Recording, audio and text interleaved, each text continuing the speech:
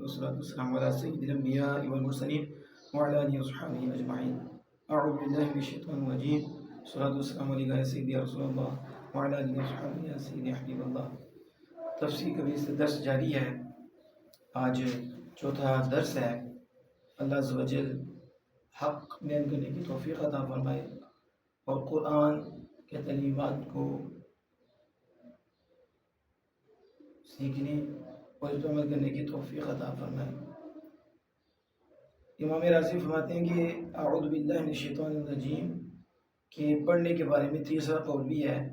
وہ یہ ہے کہ قرات سے پہلے بھی اعوذ باللہ من الشیطان الرجیم پڑھی جائے جو حدیث پاک جس کا تقاضا کرتی ہے, اور قرات کے بعد بھی یعنی فاتحہ پڑھ لی جائے, قرآن پڑھ لیا جائے تو پھر قرآن کے مقتضا کے مطابق یعنی جس کا تقاضا قرآن کر رہا ہے تو پھر اس کے بعد بھی اعوذ باللہ من الشیطان الرجیم پڑھی جائے تاکہ دونوں دلیلوں کے درمیان تطبیق ہو جائے اور دونوں دلیلوں پر عمل ہو جائے جتنا ممکن ہو سکے, تو دونوں دلیلیں اکٹھی اور جمع ہو جائیں گی.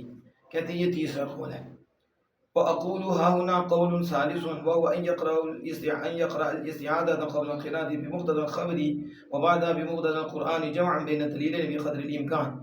کہتے ہیں میں کہتا ہوں کہ اس جگہ تیسرا قول ہے کہ حدیث پاک کی تقاضا کے مطابق قرات سے پہلے اعوذ باللہ پڑھے اور قرآن پاک کی تقاضے کے مطابق قرات کے بعد یعنی قرآن پاک پڑھنے کے بعد فاتحہ پڑھنے کے بعد اعوذ باللہ من الشیطان الرجیم پڑھے تاکہ جتنا ممکن ہو سکے دونوں دلیلوں کو اکٹھا کیا جا سکے اور دونوں دلیلوں کو اکٹھا کرنے کی وجہ سے بقدر امکان اور دونوں دلیلوں پر عمل ہو جائے.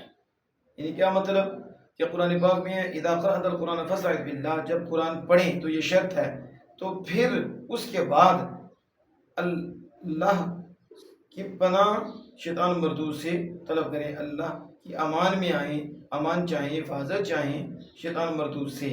تو یہ تو قرآن ہے, اس سے پتہ چل رہا ہے کہ قرآن پڑھ کر اعوذ باللہ من الشیطان الرجیم پڑھا جائے. اور حدیث پاک میں ہے کہ نبی اکرم صلی اللہ علیہ وسلم نے پہلے اعوذ باللہ من الشیطان الرجیم پڑھا پھر اس کے بعد قرات کی. تو اس لیے وہ فاتحہ سے پہلے بھی اعوذ باللہ پڑھ لے حدیث پاک کے مطابق, اور فاتحہ کے بعد بھی اعوذ باللہ من الشیطان الرجیم پڑھ لے قرآن پاک کے مطابق, تاکہ دونوں دلیلوں پر عمل ہو جائے جتنا ہو سکے. یہ ایک قول ہے جس کو امام راضی علیہ رحمۃ اللہ نے نقل کیا ہے. واللہ تعالی عنہ بالصواب.